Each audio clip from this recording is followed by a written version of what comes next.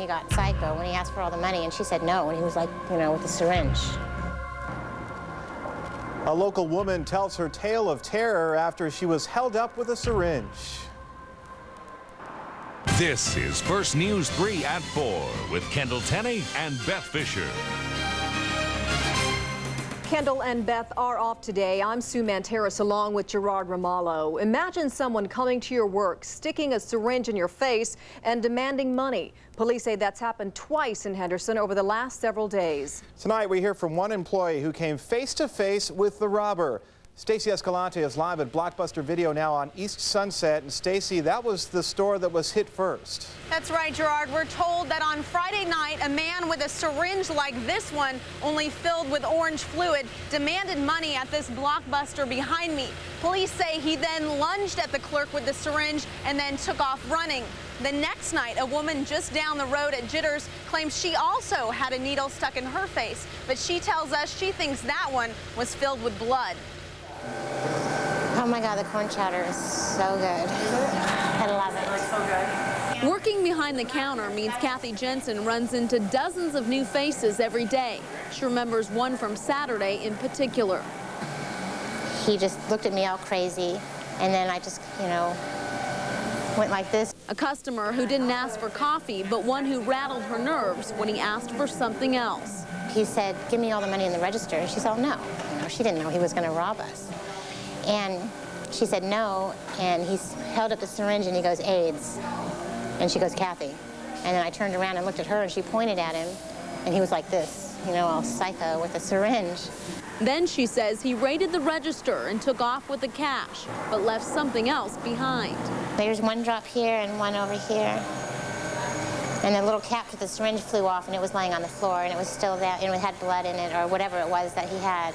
Kathy's just thankful the syringe didn't touch her or anybody else.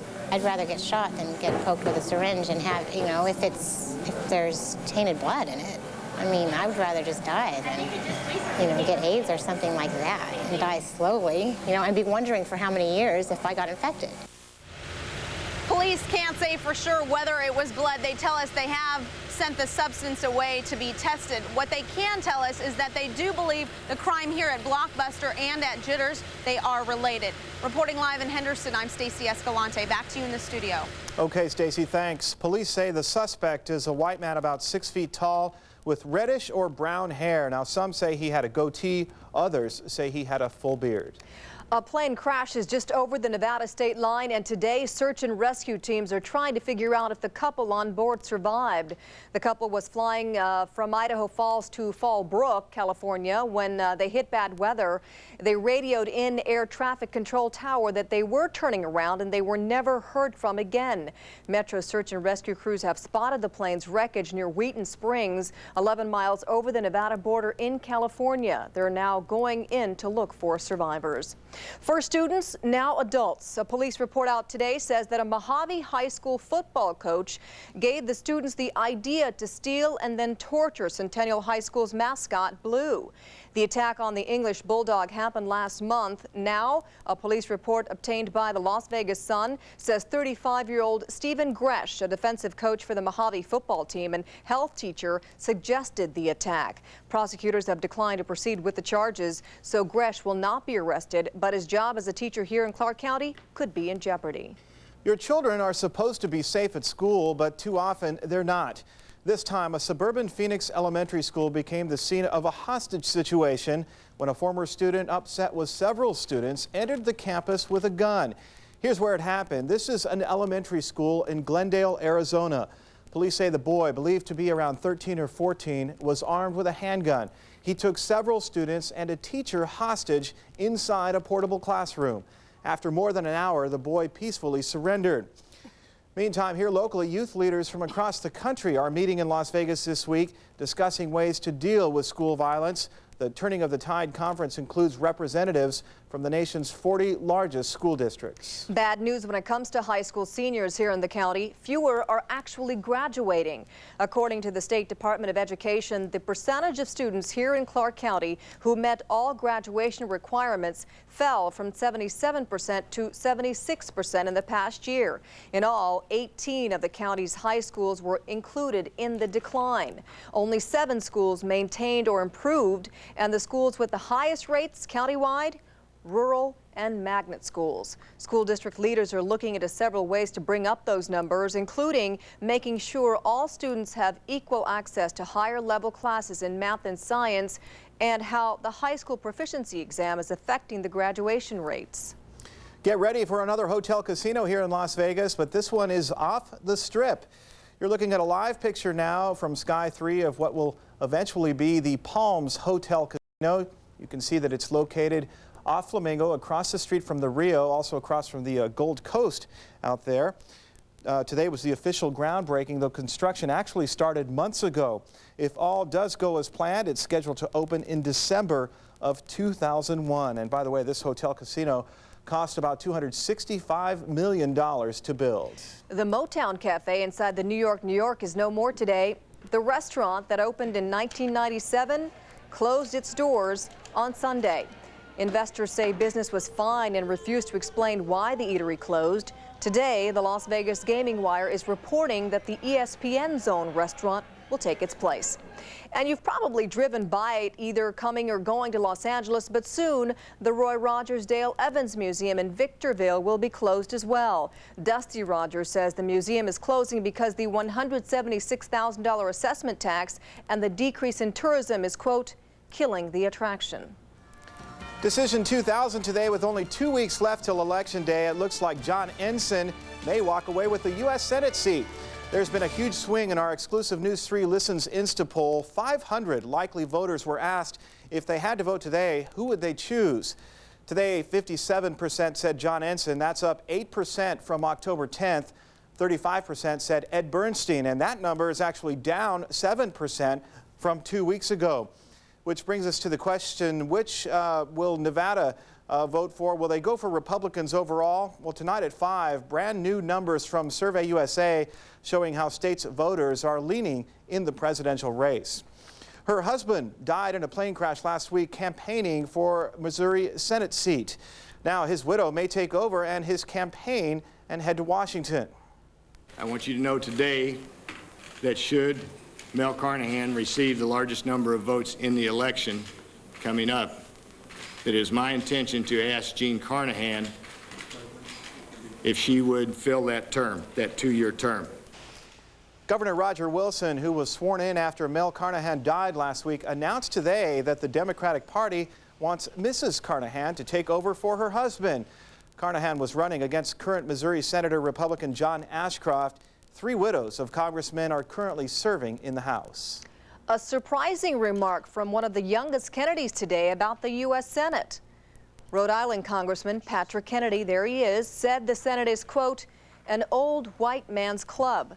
Kind of a strange comment since Patrick's father, Ted Kennedy, has been a senator for 36 years. Patrick Kennedy said he was just trying to explain why he was not running for the vacant Senate seat from Rhode Island. The blue of Lake Tahoe is getting a little greener. The House of Representatives has just approved a bill called the Lake Tahoe Restoration Act. It calls for spending about $300 million on environmental restoration programs in the Tahoe Basin. Now it'll be set up to the Senate for approval or denial in that legislation. The 7 astronauts aboard the Space Shuttle Discovery are back on the ground today. Just 2 hours ago, the crew made a landing at Edwards Air Force Base in California. This after 2 other attempts were scrapped due to bad weather. Today's landing was the first West Coast landing in 4.5 years. NASA tries to avoid them because of the $1 million it costs to ship the shuttle back to Florida. That's a good reason. It is a good reason. And it's time now to check on our afternoon commute. Tom Holly is up up in Sky 3 right now. Tom, how's traffic looking? A good-looking drive, and especially over here at Charleston and I-15, where after a few weeks of closures, the ramps from North 15 to West Charleston, as well as Charleston and Grand Central on to northbound I-15, opened yesterday, and there is still work to be done here. We had been telling you that closures at Charleston itself would be scheduled for December. Actually, today the City Public Works Department told me they're going to hold off until after the new year. It's going to take some sort of a box-a-thon effort, which would be a 24-hour round-the-clock effort to get it done real quick, or some temporary restrictions at nighttime or over a period of a couple of weeks. They haven't worked all that out yet, but they did decide that they wanted to wait until after the holidays. Meanwhile, you can see there's plenty of other work to keep them busy in this corridor. Tom Hawley reporting from Sky 3. All right, Tom, thank you. And time now to check in with Nate Tannenbaum for a look at our forecast. It's always nice the day after a heavy rain, isn't it, Nate? Oh, it was a beautiful day yesterday. Today, thought we'd see a little more sunshine, but the clouds are lingering. Let's take a look outside here at 4 o'clock. We'll call them stubborn clouds. Apparently, they're enjoying Las Vegas so much they wanted to stick around. We're at 63 degrees. Humidity still on the high side at 62%. A northeast breeze at 7. The barometer holding steady, 30.13. When we get back together in a few minutes, we'll talk about whether these clouds are going to stick around, whether there is any more rain in the forecast, and a peek ahead to the weekend, Gerard. All right, thank you, Nate. Who's the best in the West when it comes to canine units? Looks like Las Vegas has the top dogs. West Coast canine teams competed in the 10th annual trials here in Las Vegas over the weekend, and Las Vegas Metro won. The event featured officers and their sidekicks competing in a variety of obedience, agility, and protection trials. Congratulations. These dogs are pretty amazing, that's Yeah. for sure. All this month, there are a variety of activities going on to raise money to fight breast cancer. Some local women are taking a different approach as they race for a cure for this deadly disease. Wearing business clothes and armed with a briefcase, these women are pounding the pavement for a good cause. And smiles for some lucky Starbucks workers. Why these latte makers are so happy. Plus, want your kids or grandkids to avoid smoking, drugs, and premarital sex? How your kitchen table could hold the secrets to success. Coming up on First News 3 at 4, where news comes first. You're watching Channel 3, where news comes first. This is First News 3 at 4. October is Breast Cancer Awareness Month, and there are plenty of events still to come to help raise awareness. But as Kurt Goff reports now, a local power walk that took place today is probably one of the most important events and one of the most fun. Volunteers arrive early to set things up. The power walk course lined with bright orange pylons is ready to go. Off to the side, breast cancer survivor Shirley White watches all of the activity. It doesn't run in my family, none of my sisters, mothers, nobody's had it in my side, so I was totally shocked. At the age of 53, Shirley underwent a lumpectomy. After radiation treatments, she's doing much better. Participating in this power walk is her way of raising awareness among women of all ages. If you make it fun, people will be more aware that it isn't so drastic. If it's a fun event like we're doing today with the walk, it's a lot of fun. Everybody has a good time. Everybody participates. Money gets turned in for cancer. Those with the fastest and, if you can believe it, the slowest times, well, they get a prize. El Portal donated a $300 briefcase, gorgeous, for the top fundraiser. The Oxygen Bar donated 4 20-minute sessions to the slowest team. The real prize is the feeling you're doing something to help others. All of the money raised will go to benefit breast cancer research. That race, the one to find a cure, will continue when the tennis shoes and the bragging rights here are nothing more than a memory. Kurt Goff, News 3. All right. More than 40 teams, by the way, participated in today's walk, and more than $18,000 was raised. That's great. Eating dinner as a family has more benefits than you might think. A Harvard study found children who eat dinner with their parents have a better diet than kids who eat alone or away from home. It also found that family interaction that takes place at dinner is critical to a child's emotional, social, and psychological development. Not to mention, teens who eat dinner with their parents 5 nights a week are less likely to start smoking, drinking, using drugs, and engaging in premarital sex. There are still flash flood watches in effect for many parts of South Texas today. This after torrential rains fell over the last few days. 7 people were stranded on their car after ignoring a barricade. As you can see, rescue crews were able to get them to safety by hoisting them up on ladders. The floodwaters, though, completely swallowed up their car. Talk about just in the nick of time. We've dried out here, Nate. What's going on over there?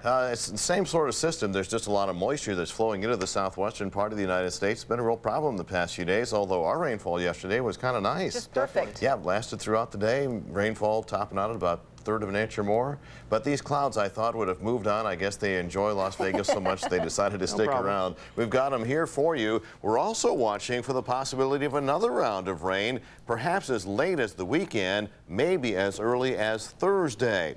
We'll start with the here and now, though, and give you those stubborn clouds as Mandalay Bay Cam looks around. 63 degrees, and you see some